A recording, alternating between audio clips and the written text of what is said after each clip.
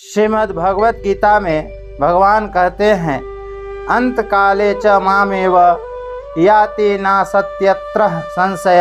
अर्थात अंत काल में भी मेरा स्मरण करते हुए जो शरीर छोड़ जाता है, इसका तात्पर्य यह हुआ कि इस मनुष्य को जीवन में साधन भजन करके अपना उद्धार करने का अवसर दिया था, पर इसने कुछ किया ही नहीं। अब बेचारा यह मनुष्य अंत काल में दूसरा साधन करने में असमर्थ है, इसलिए बस मेरे को याद कर ले तो इसको मेरी प्राप्ति हो जाएगी।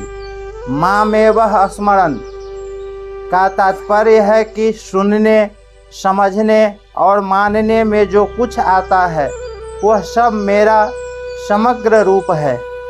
अतः जो इसको मेरे ही स्वरूप मानेगा उसको अंत काल में भी मेरा ही चिंतन होगा।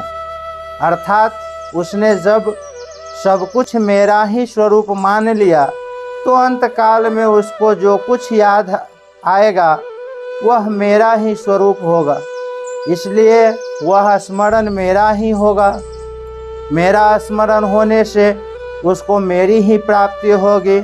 मद्भावम कहने का तात्पर्य है कि मनुष्य को मेरे को जिस किसी भिन्न अथवा अभिन्न भाव से, अर्थात सगुण, निर्गुण, साकार, निराकार, द्विभुज, चतुर्भुज तथा नाम, लीला, धाम, रूप आदि से स्वीकार किया है, मेरी उपासना की है, अंत समय के स्मरण के अनुसार वह मेरे उसी भाव को प्राप्त होता है। जो भगवान की उपासना करते हैं वे तो अंत समय में उपास्य का स्मरण होने से उसी उपास्य को अर्थात भगवत भाव को प्राप्त होते हैं, परंतु जो उपासना नहीं करते उनको भी अंत समय में किसी कारणवश भगवान के किसी नाम, रूप, लीला, धाम आदि का स्मरण हो जाए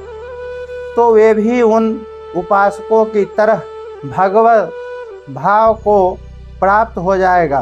तात्पर्य है कि जैसे गुणों में स्थित रहने वाली और अंत काल में जिस किसी गुण के बढ़ने वाले की वैसी ही गति होती है, ऐसे ही जिसको अंत में भगवान याद आ जाते हैं उसकी भी उपासकों की तरह गति होती है, अर्थात भगवान की प्राप्ति होती है। भगवान के सगुण, निर्गुण, साकार, निराकार आदि अनेक रूपों का और नाम, लीला, धाम आदि का भेद तो साधकों की दृष्टि से है, अंत में सब एक हो जाते हैं, अर्थात अंत में सब एक मदभाव भगवत भाव को प्राप्त हो जाते हैं। क्योंकि भगवान का समग्र स्वरूप एक ही है, परंतु गुणों के अनुसार गति को प्राप्त होने वाले अंत में एक नहीं हो सकते। अंत काले च मामेव स्मरन् मुक्तवाः कलेवरं यह प्रयाति सह मद्भावं याति है ना सत्यत्र संशय। परंतु गुणों के अनुसार गति को प्राप्त होने वाले अंत में एक नहीं हो सकते, क्योंकि तीनों गुण सत्व, रज, तम अलग अलग हैं। अतः गुणों के अनुसार उनकी गतियां भी अलग अलग होती है। भगवान का स्मरण करके शरीर छोड़ने वाले का तो भगवान के साथ संबंध रहता है, और गुणों के अनुसार शरीर छोड़ने वाले का गुणों के साथ संबंध रहता है।